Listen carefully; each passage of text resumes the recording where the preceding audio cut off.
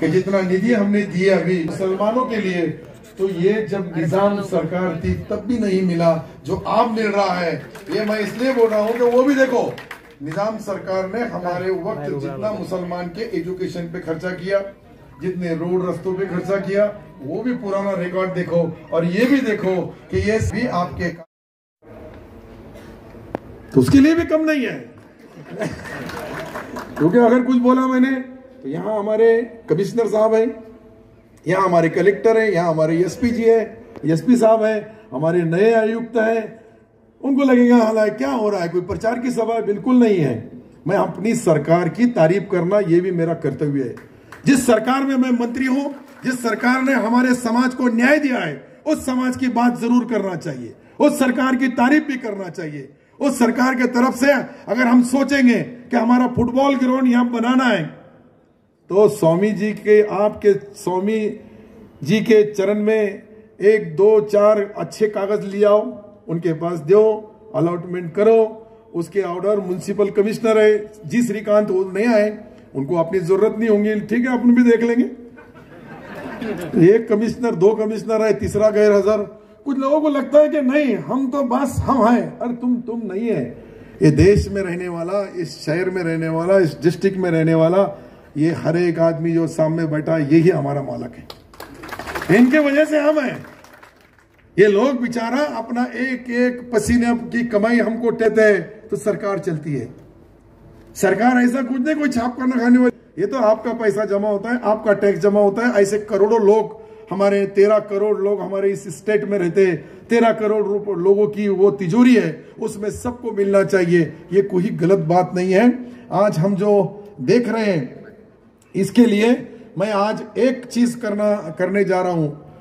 वो इसलिए कि हमको जो हमारा एक महामंडळ आहे, तुम्हाला मला वाटतं दिलीपरावजी तुम्हाला माहित असेल, अण्णासाहेब महामंडळ।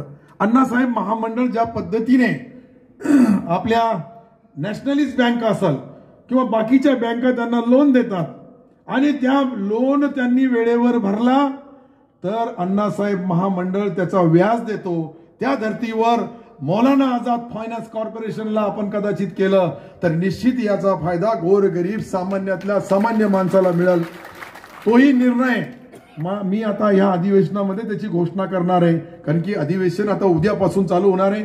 इथे कोणतीही नवीन घोषणा करता येत नाही, म्हणून ती घोषणा माझ्या अधिवेशनाच्या काळामध्ये माझे मुख्यमंत्री, माझे उपमुख्यमंत्री हे निश्चित करतील।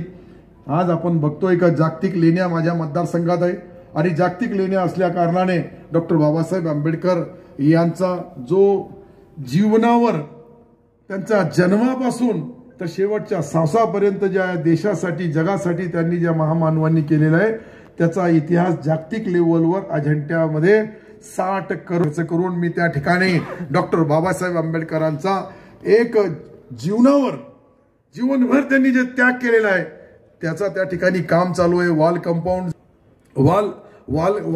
कंपाऊंड झाला आणि वाल कंपाऊंडच्या नंतर छत्रपती शिवराय महाराष्ट्राला माहित आहे 67 देशाचे लोक अजेंड्याला येतात। जिल्हाधिकारी महोदय त्याची तात्काळ तुम्ही त्याचा मी तुम्हाला अध्यक्ष केलेला आहे त्या याचा स्मारकाचा, तर छत्रपती शिवरायाचा स्मारक बी या 3-4 दिवसामध्ये त्याचा जे काही डीपीआर आहे त्या डीपीआरला आपल्याला अप्रूव्हल घ्यायचं आहे। मी तुमचा यासाठी मुंबईला बोलवतो। शेवटी हे जे राष्ट्रीय पुरुष जे महामानव आहे यांचंही काम तुम्हाला आम्हाला करावं लागेल।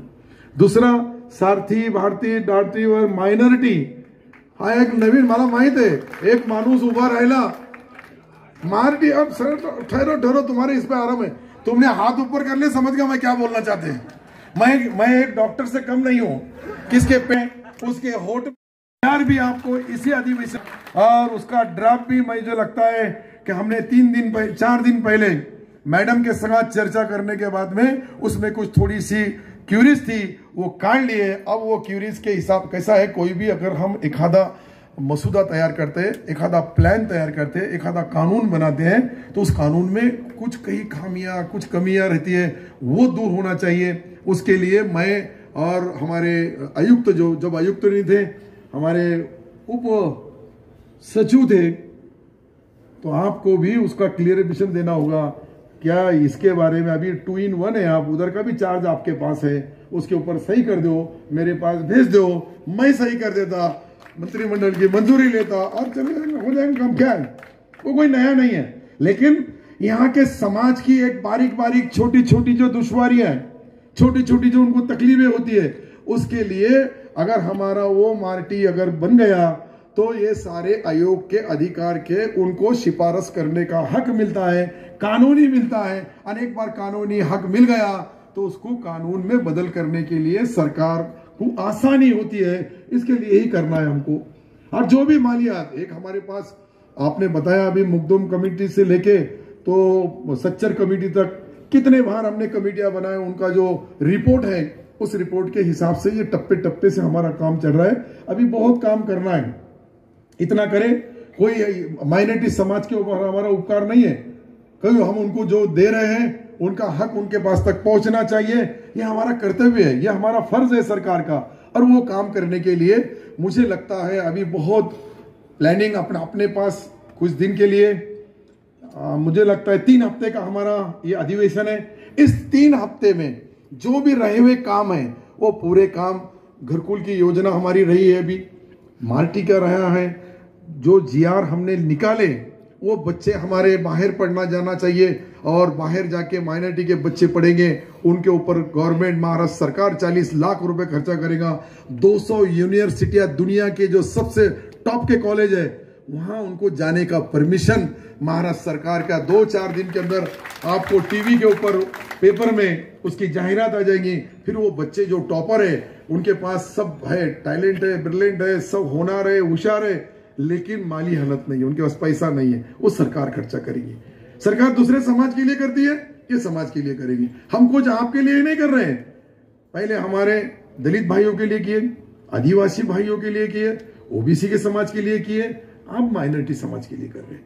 चौथे नंबर पे मैंने पहले बताया तुम्हारा नंबर ही चौथा है, लेकिन चौथा भी है तो वो भी कुछ कम नहीं रहे। पहले बोलते थे चौथा ही मिलती कुछ तो भी, बरोबर है इकबाल पाशाह थे ना, पहले कुछ हिस्सा था चौथाई का ऐसा। मैं तो इसमें का बहुत ज्यादा इतना होशियार आदमी नहीं, क्योंकि मैं जहां से वाड़ी बस्ती तांडे से चुन के आता हूँ वहां का माहौल अलग है और यहाँ बहुत अदब के संगत तहजीब के संगत बोलना पड़ता है। वहां अगर इतना अदब तहजीब से निकाले तो बोलेंगे अच्छा काम झाला आता याला बदला। नहीं, मेरा परिवार है, मेरे दोस्त है, मेरे भाई है, मेरे साथी है, यहाँ अलग अलग समाज के भी लोग होंगे, मेरे दोस्त है, वो मेरा उनका पारिवारिक संबंध है। इसके लिए बोलते समय कुछ गलती भी हो गई तो मुझे वो आसानी के संगत माफ कर देते हैं, और नहीं हुई तो मैं ही माफी मांग लेता। मैं भी बहुत इतना आसान मत समझो तुम, टोपी रुमाल चश्मा बिश्मा बहुत मुग्गा है। सारे हिंदुस्तान से लेके तो महाराष्ट्र के सूबे में अलग अलग डिस्ट्रिक्ट में, अलग अलग तालुके में, अलग अलग जिले में, अलग अलग देहातों में जाके वहां के क्या उनकी मुश्किलें, क्या उनकी तकलीफें कैसी दूर करना चाहिए, सबसे पहले काम करता हूं मैं हिंदू भाइयों का, उसके बाद काम करता हूं दलित भाइयों का, उसके बाद आदिवासी भाइयों का, और 4 नंबर के ऊपर मुसलमानों का। नहीं तो मेरे को अभी ठप्पा मार दे, तुम्हाला मालेगांव पाहिजे का गोळेगांव पाहिजे, क्या बोलेंगे आप? क्या सारा कोई प्रचार है ये? देखो भाभी कैसे बोलती है, मैंने भी हमारी देखो कितनी खुश है, तो ऐसा ही अपनी लोकल गाड़ी हाथ दाखवा, गाड़ी थामवा, कहीं भी खाना ना, कहीं भी कुछ भी खाना, कैसा भी खाना, सिर्फ हलाल होना। मतलब